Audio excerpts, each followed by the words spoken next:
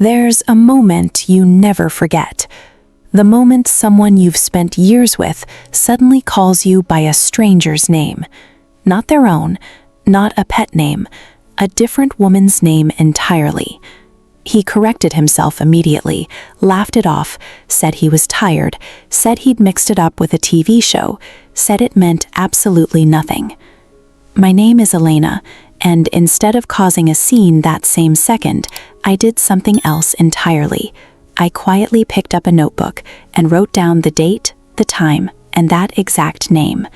If you've ever felt like one small detail didn't fit the bigger picture, stay until the end of this video, because what I documented over the following 2 months turned out to be just the tip of the iceberg. By the end of this story, there will be an entire folder of evidence on the table. Dates, receipts, screenshots, even security camera footage, and he won't have any idea I'd known the whole time. Now let's go back 2 months, to that ordinary Tuesday when that name was first spoken. Denise and I had been married for 6 years, 2 kids, Maxime, 7, and Sonya, 4. Yes, picture that. I named my own daughter Sonya long before that name would come to mean something entirely different to me. We were an ordinary family. He worked as a project manager at a construction company, often staying late. Construction has its own rhythm, deadlines, meetings, unexpected problems that pop up without warning. I worked part-time as an accountant, raised the kids, ran the household. Nothing unusual, no obvious problems, just life, the way most people live it.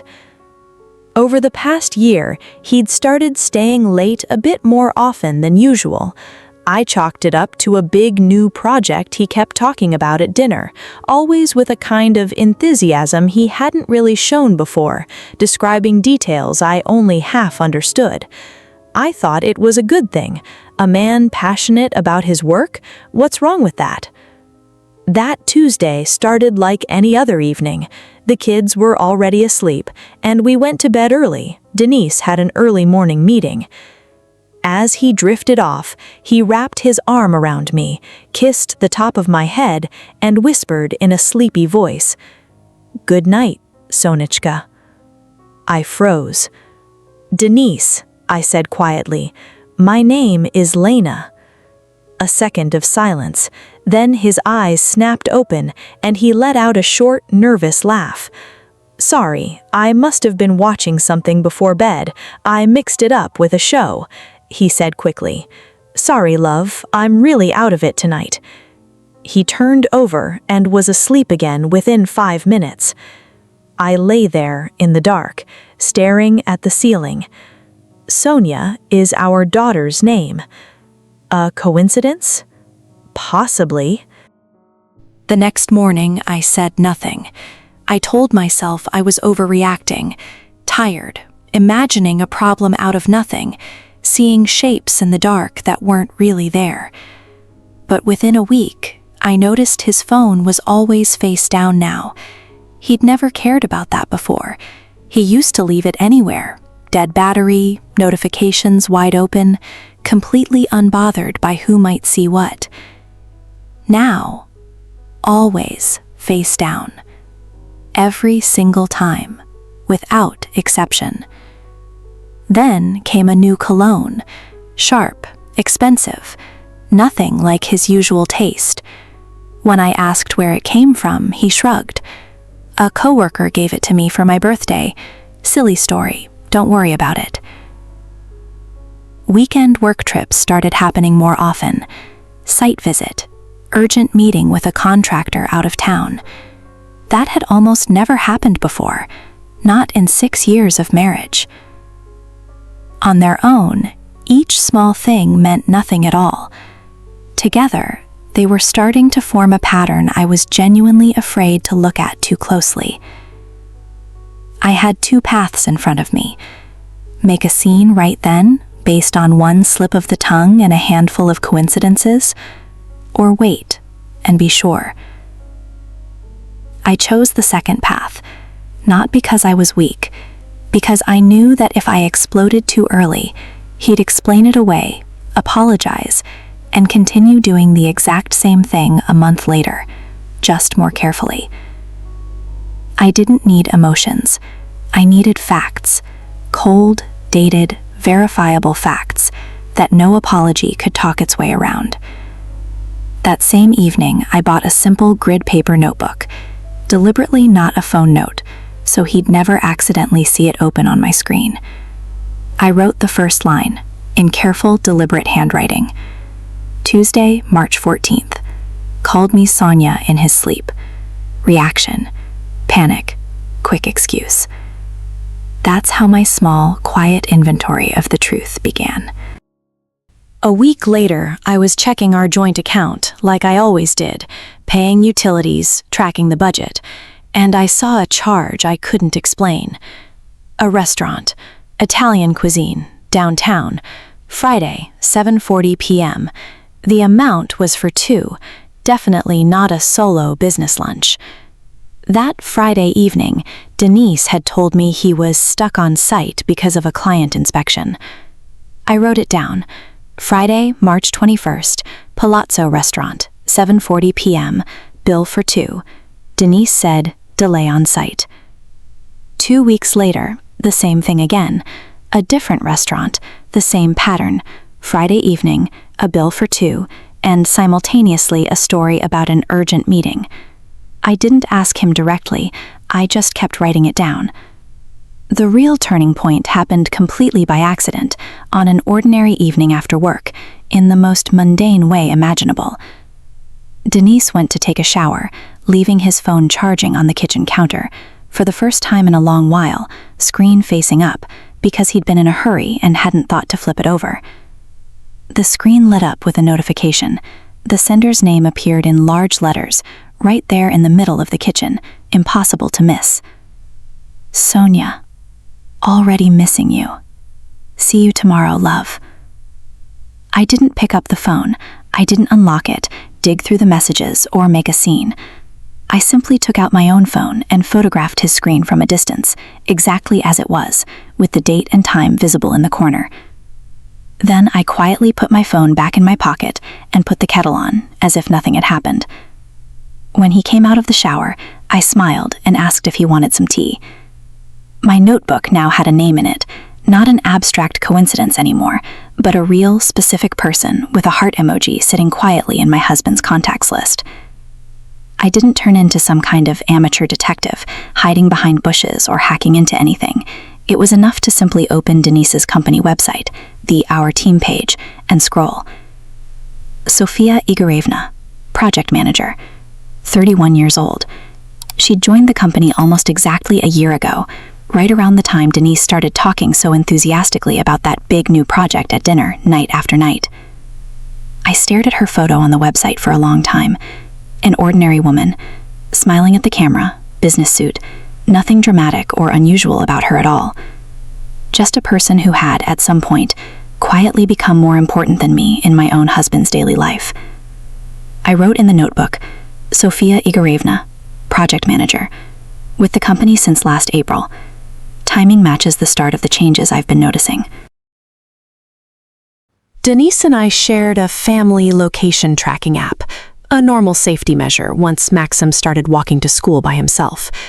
Out of habit, the whole family stayed added to it, including the two of us, just in case anyone gets lost. I'd never really paid attention to his location marker before. Now I started to, checking it almost every evening, without quite admitting to myself why. The urgent site visit on a Wednesday evening turned out in reality to be a parking spot near a residential complex 20 minutes from his office, nowhere near the actual construction site he'd claimed to be at. The marker sat there, unmoving, from 7 p.m. until almost midnight. I wrote down the address, the date, the time. Then I looked up exactly what was at that address. A residential complex, built, incidentally, by the very same company Denise worked for. Someone on staff there almost certainly had an apartment, maybe a company unit, maybe a private one. It hardly mattered which. A month after the incident in the shower, Denise's company held its annual holiday party, with spouses invited. A yearly tradition, nothing unusual. I usually didn't enjoy these events much. This time, I went with a very particular interest. Denise introduced me to his colleagues, as usual, proudly, hand resting on my waist, as if nothing at all was happening. And then she came over, Sonya. She smiled at me warmly, extended her hand. "It's so nice to finally meet you," she said. "Denise has told me so much about your family, about the kids." I shook her hand and smiled back, calm and steady. "Likewise," I answered. "Denise has told me a lot about you too, about those urgent meetings on Friday evenings." She went slightly pale. Her smile flickered for just a second. Denise stiffened sharply beside me. I simply took a sip of champagne and steered the conversation toward the weather. We drove home in complete silence, the kind that says more than any argument could. Denise tried to say something a few times, glancing over, but couldn't find the words. At home, once the kids were asleep and the house had gone quiet, I brought out the folder, because by then, the notebook had grown into an entire folder of printed screenshots, bank statements, and dated notes, organized in careful chronological order. I set it down on the kitchen table between us, without a word at first. "What is this?" he asked quietly, though from the look on his face, he already suspected the answer. "Open it and see for yourself," I replied, my voice steady. He flipped through page after page. Restaurant receipts, a screenshot reading, "Already missing you, love," a printout of a location near a residential complex, a page from the company website, Sophia's photo circled in red marker. By the middle of the folder, his hands had started to shake, visibly, uncontrollably. "Lena, he began. "I don't need excuses right now," I interrupted calmly. "I spent 2 months writing this down, not to cause a scene. I wrote it down to know exactly what I was dealing with before making any decision." He went quiet. For the first time all evening, for the first time in a very long time, honestly, he was truly, completely silent. What happened next wasn't about hysterics or broken dishes. I want to say that honestly, because a lot of people expect exactly that kind of explosion. Denise admitted to everything. The affair had lasted almost a year. It started with work messages, then grew into something more after a joint business trip to a site. "I don't know how to explain it," he said, staring at the table. "It wasn't planned. It just happened." "It just happened doesn't explain 6 months of lying about site visits," I answered evenly. "It doesn't explain an apartment in a residential complex. It doesn't explain you calling me her name in bed." He didn't argue. He didn't try to shift the blame onto me, onto growing distant in the marriage, onto any of the classic excuses I'd heard from friends about their own husbands. He simply admitted it. He had made a choice. Every single time he lied about a meeting, he had made a choice. And now it was my turn to make mine. I didn't make my decision that same night. I gave myself a week.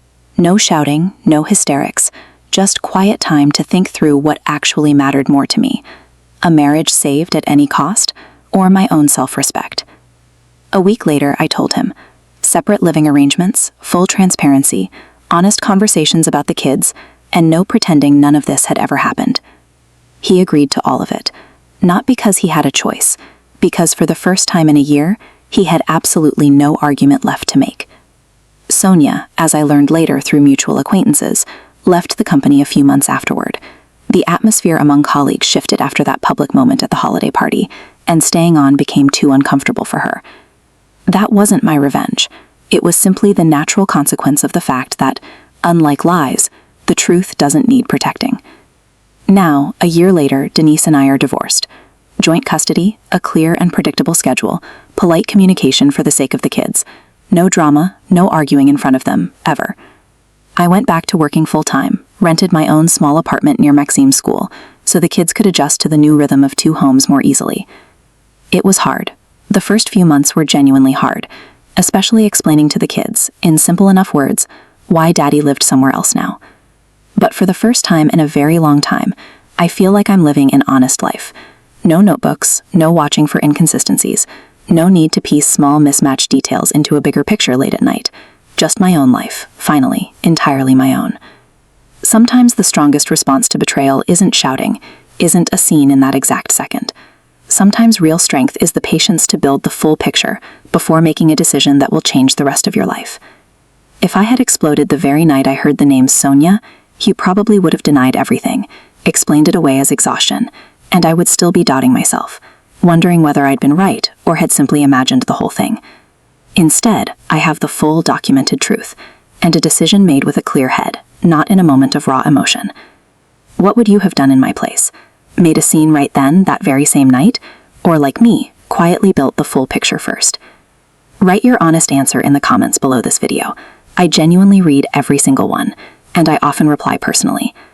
If this story resonated with you, subscribe to the channel right now. There are many more stories like this one ahead, where calm patience turns out to be stronger than any shouting match. And make sure to hit like on this video. It genuinely helps honest stories like this one reach exactly the viewers who need to hear them most. See you very soon in the next story.